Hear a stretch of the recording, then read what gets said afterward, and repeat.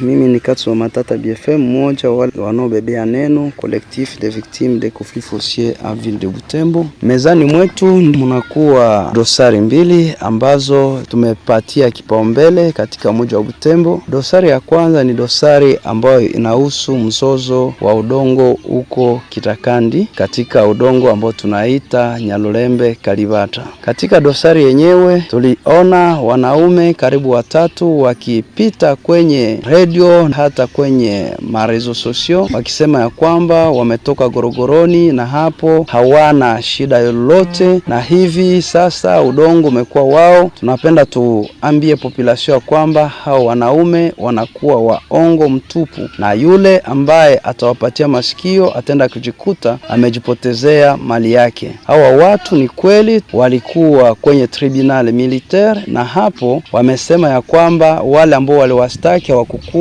na mapreve za mingi za kuonesha kwamba watu wanaweza kuwa kondane, na hivi wamoja wao wakapatiliwa uhuru na wengine wamebaki kwenye gereza. Sasa wakati wamoja wao wamekuwa kondane na wao wanakuja na dokima ile katika radio na kusema ya kwamba hawana shida, wamekuwa kitena udongo na kwa wao, tunasema huo ni ujinga mkubwa na tena ni akili ya kutafuta iba tena watu pesa zao, kwa sababu kuna watu wengi ambao waliporwa pesa kwa njia hiyo na hao watu, na sasa wakati wanapowasumbua wameona ya kwamba kila ambacho wanaweza kufanya ni kuwaambia kwamba wameshinda kwa udongo mwenyewe na sasa watawarudishia parcele zao watulie. Tunasema hawa watu ambao wamekuwa escroquer, ni wakati huu wa kushimama wima na kupeleka hawa watu kwenye mahakama ili wawarudishie pesa zao, kwa sababu hawa watu hawana huko kitu. Kumekuwa hata raporo ambayo sous commission ambayo maire de ville alitia, ambayo imetosha raporo nzuri na kuonesha nafasi ya watu huko Kitakandi. Wale ambao walisimamia raporo yenyewe kulikuwa societe civile ya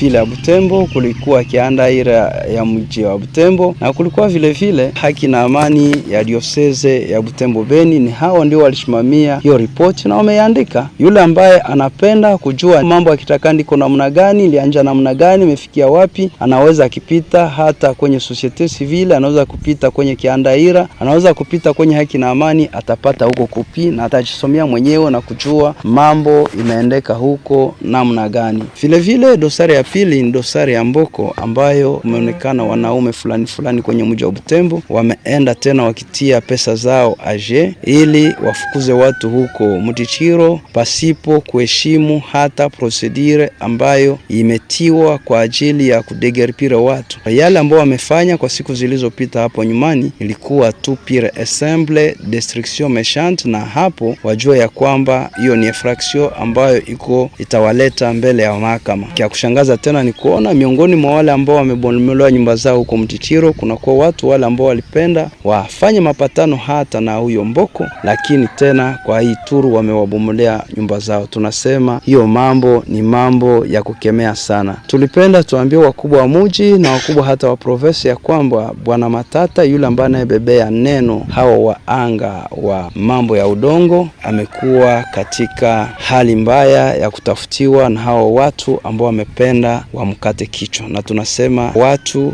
wa serikali waangalie namna gani kuchunga ulinzi wa huyo bwana ambaye wafanya mabaya katika mji, wamemtafuta ili wamfanyizie ambakyo hakistahili.